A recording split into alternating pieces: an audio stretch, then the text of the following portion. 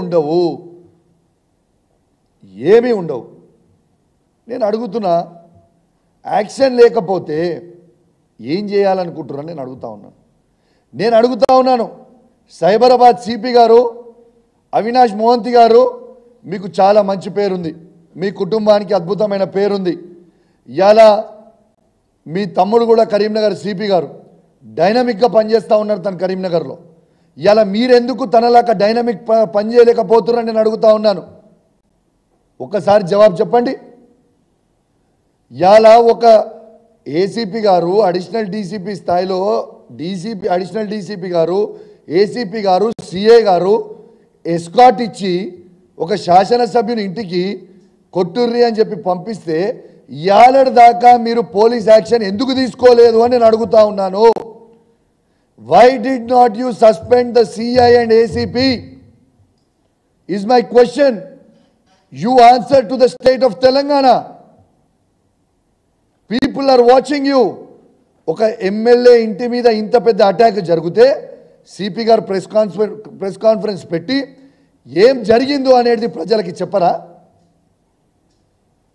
ఎందుకు జరిగింది అని చెప్పరా? ఇదా లా అండ్ ఆర్డర్ చేస్తూ ఉంటే? నేను పోలీస్ వాళ్ళకి విజ్ఞప్తి చేస్తూ ఉన్నాను, ఈ ప్రభుత్వం శాశ్వతం అనుకోకండి. ఖచ్చితంగా 4 ఏళ్లల్లా బీఆర్ఎస్ పార్టీ జెండా ఈ తెలంగాణ గడ్డ పైన ఎగిరేస్తాం. మళ్ళా కేసీఆర్ గారు ముఖ్యమంత్రి కాక తప్పదు. ఆ రోజు మాత్రం ఎవరిని కూడా ఇష్టపెట్టాం. తస్మాత్ జాగ్రత్త అని చెప్తా ఉన్నాను. నేనైతే చెప్తా ఉన్నాను, ఖచ్చితంగా బహిరంగంగానే చెప్తా ఉన్నాను.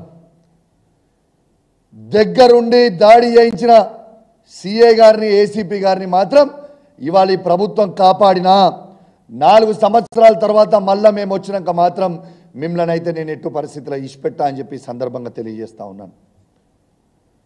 ఆశ తమాషా అనుకుంటున్నారు మీరు. ఇడ భయపడేటోడు ఎవరు లేరు. నేనేమంటాడు, నా ఈపు చింతపండు అయిందంటాడు. రేవంత్ రెడ్డి గారు తొండాట ఆడకు.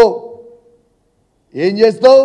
కౌశిక్ రెడ్డిని ఇంట్లో కూర్చోబెడతావు, పోలీసు వాళ్ళతో కూర్చోబెట్టి అరెస్ట్ చేపిస్తావు, కంచెలేయిస్తావు. నా ఇంటి చుట్టూ వందలాది మంది పోలీసు వాళ్ళని పెట్టి కౌశిక్ రెడ్డి బయటికి వెళ్ళొద్దు, కౌశిక్ రెడ్డి కార్యకర్తను రానియొద్దు, అరెస్ట్ చేయాలి ఎక్కడ పడితే అక్కడ. వాళ్ళకేమో ఎస్కాట్ ఇచ్చి ఇంటికి ఇచ్చి దాడి చేయమంటాడు. గిదానే దీన్ని అంటానే ఈ చింతపండని. నిజంగా దమ్ముంటే పోలీసు వాళ్ళని పక్కకు జరుపు, ఇష్టపెట్టు. కౌశిక్ రెడ్డి నీకు ఎవరు వస్తారో, నువ్వు వస్తావు, ఇంకెవరు వస్తారు, ఇష్టపెట్టురి. ఎవరు పోలీసు వాళ్ళు లేకుండా అప్పుడు చూపిస్తాం.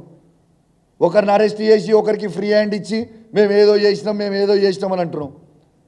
అయ్యా రేవంత్ రెడ్డి గారు, మర్చిపోయినట్టున్నావు దినాలు. ఓటు నోటు కేసులో నీ ఈపు చింతపండు అయింది, మర్చిపోయినావా? 6 గ్యారెంటీలు అమలు చేయకపోతే మహబూబ్ నగర్ ప్రజలు నీ ఈపు చింతపండు చేసింది, మర్చిపోయినావా? గురునాథ్ రెడ్డి గారు నీ ఇంటికి వచ్చి నీ ఈపు చింతపండు చేసింది, మర్చిపోయినావా? రేపు తెలంగాణ ప్రజలు నిన్ను చీరి చింత చెట్టుకి కట్టేసి నీ ఈపు చింతపండు చేసే రోజు వస్తుంది దగ్గర. ఎందుకు తొందరపడుతున్నావు బిడ్డ? ఖచ్చితంగా అవుతుంది.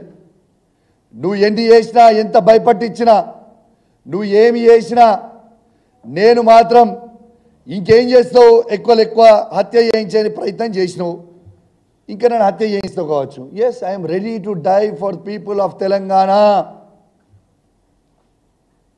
బరాబర్ ఉన్నా. నువ్వు చంపితే చావడానికి నేను రెడీగా ఉన్నా.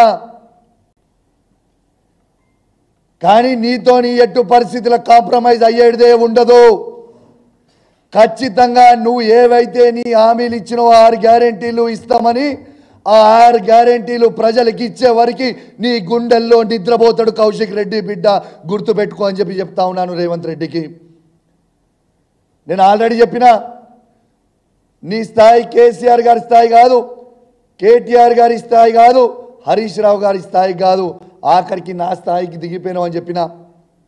ఇవాళ నా స్థాయికి కూడా కాదు, చిల్లర వీధి రౌడీల స్థాయికి